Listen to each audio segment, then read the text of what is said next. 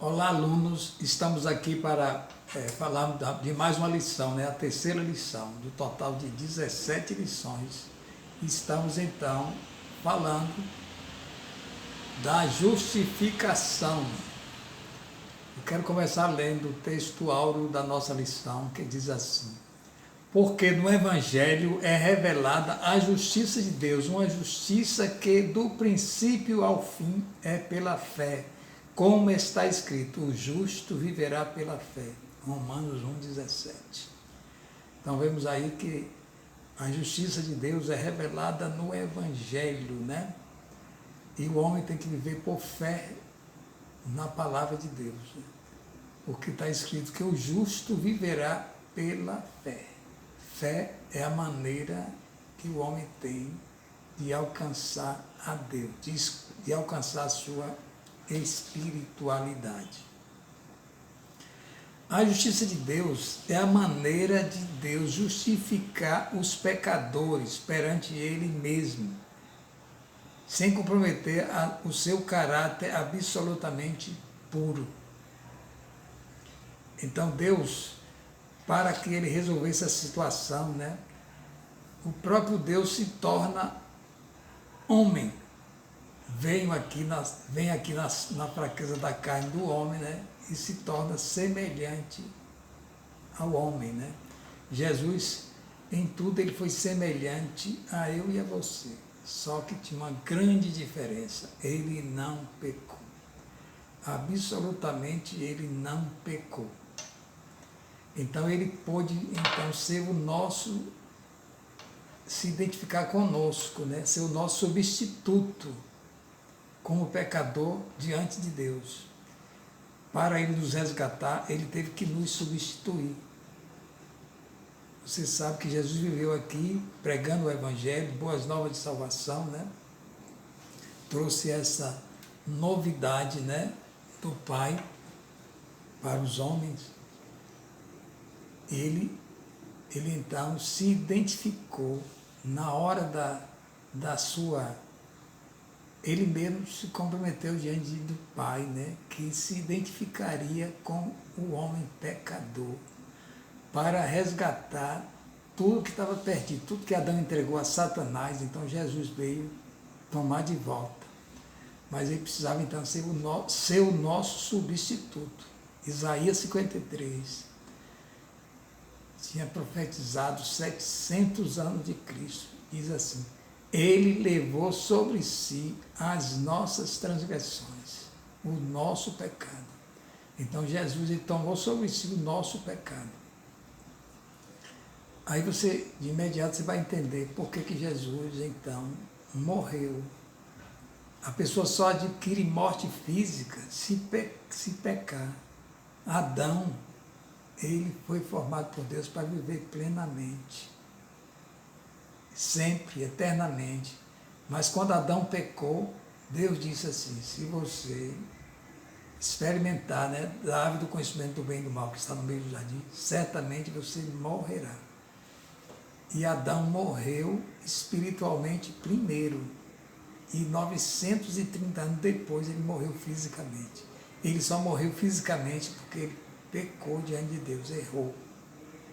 Ele cometeu então esse erro grave, né? Se contaminou com o mal. E por isso nós todos que viemos da geração de Adão, nós morremos fisicamente. E Jesus então, adquirindo as nossas culpas, ele morreu fisicamente, porque ele viveu a nossa morte física e a nossa morte espiritual. Mas Deus, ele julgou a causa de Jesus, o Espírito Santo e o Pai julgaram a causa de Jesus Cristo. Então ele morreu e estava longe de Deus, ele ficou semelhante em tudo a nós. Aí Jesus, ele foi lá e uma vez que ele não tinha pecado dele próprio, então Deus ressuscitou Jesus, só que nós estávamos identificados com Cristo na morte e na sua vida também. na sua ressurreição. Por isso, Jesus pode adquirir ressurreição para o pecador. Essa ressurreição representa a vida eterna. Como eu tenho falado, não é automático. Jesus veio e expôs a salvação para todo homem. Mas nem todos os homens se salvarão, porque precisam reconhecer pela fé a obra de Jesus Cristo. Conforme eu li, né? Que o justo viverá pela fé. Ele reconhecendo pela fé Jesus Cristo, Jesus passa esta vida dele para o pecador. Ele adquire então vida e vida eterna. Nós vamos continuar morrendo fisicamente porque nós somos a herança de Adão. Então todos nós vamos morrer, vamos para a sepultura. Mas até isso também Jesus, um dia ele vai resgatar o nosso corpo, não semelhante a esse, mas um corpo espiritual, um corpo totalmente semelhante ao que Jesus recebeu na sua ressurreição. Então o nosso corpo será um corpo glorificado no futuro, né? Semelhante ao de Jesus. E nós vamos adquirir esse corpo quando Jesus vier arrebatar a sua igreja. Os vivos ouvirão, os mortos ouvirão a sua voz, né, e serão ressuscitados. E a igreja viva de então será transformada num abrir e fechar de olhos. Quando Jesus vier das nuvens arrebatar a sua igreja, a geração viva, a igreja viva será arrebatada. Ela será sugada por Jesus e transformada num abrir e fechar de olhos. E os mortos, então, ressuscitarão primeiro e todos receberão um corpo glorificado. Então, essa é a terceira etapa da redenção no homem, é o seu corpo. Hoje somos redimidos já no Espírito, né? E a nossa alma está sendo redimida pelo exercício da palavra de Deus.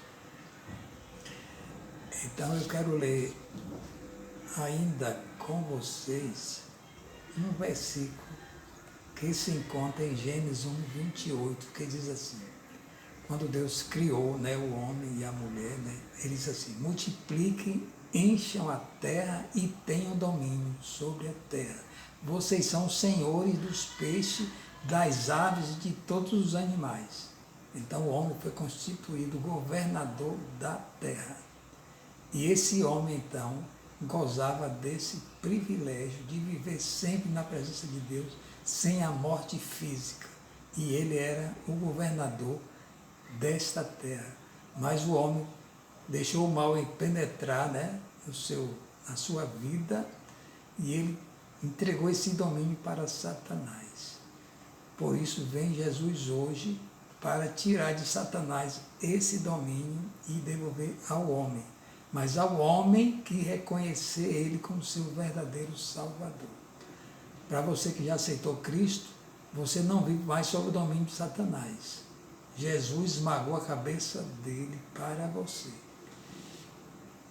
Mas isso não é automático, o homem tem que reconhecer Jesus, porque senão ele vai viver sob o domínio de Satanás, aqui na terra, e depois morar na eternidade também com Satanás.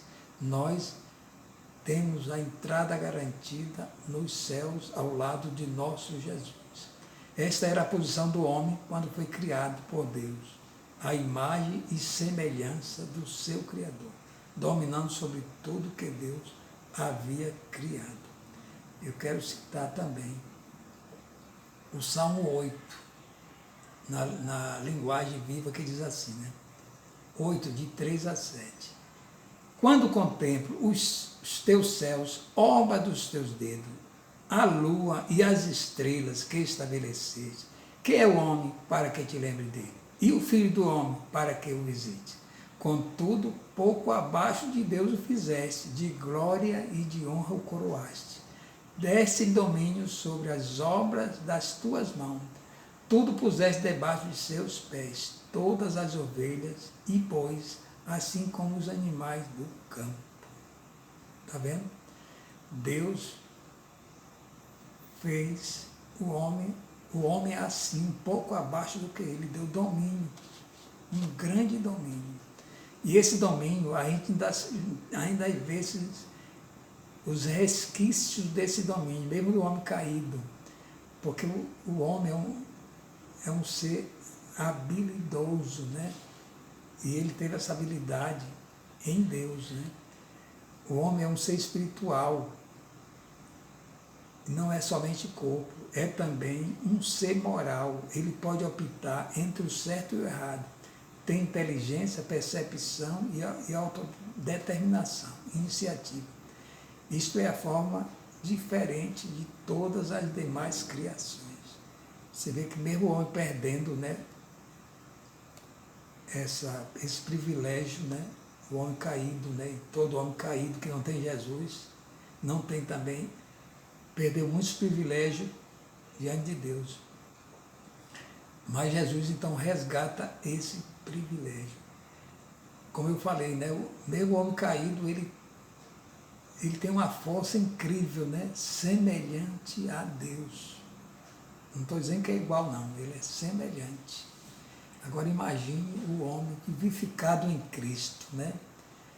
Que poder ele não terá? Que poder nós não teremos? Por isso Adão estava habilitado na justiça de Deus, na justiça divina de Deus.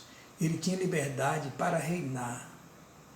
Isso dava ao homem amplos privilégios, imortalidade, relacionamento saudável com Deus, comunhão perfeita, livre do medo, condenação ou qualquer impedimento. Pois Jesus hoje vem e resgata essa circunstância para nós. Ele nos mantém, embora sendo culpado, ele nos mantém diante do Pai sem culpa alguma, né? Sem a consciência de pecado, porque Deus agora olha para nós, ele vê através do corpo de Jesus, nos vê através do corpo de Jesus. Além disso, Adão e Eva tinham um relacionamento saudável com Deus, uma comunhão perfeita, livre de medo, condenação ou culpa. O primeiro sintoma que Adão sentiu após a sua comunhão com o mal foi ter medo de Deus. E esse medo, você não precisa ter mais esse medo de Deus, porque você agora vive na presença de Jesus. Continue estudando, continue examinando a palavra, atraia o poder de Deus para a sua vida através da palavra de Deus. Quando nós manuseamos a palavra de Deus, meditamos na palavra de Deus, nós estamos falando com Deus. Deus está falando conosco precisamente, né? E você vai então adquirindo o caráter de Deus para a sua vida, o caráter e o poder de Deus. Continue nesse compromisso de estudar a Bíblia e continuar nesse curso de justificação. Eu aconselho você também a fazer a leitura diária, né? Cada dia você tem uma leitura diária que não vai tirar do seu tempo mais do que 2 minutos. E essa leitura vai edificar você e vai apontar já para o esboço da lição. Quando você for concluir, você já está cheio de vários versículos que vai esclarecer mais, né, essa lição para você. Que Deus continue te abençoando.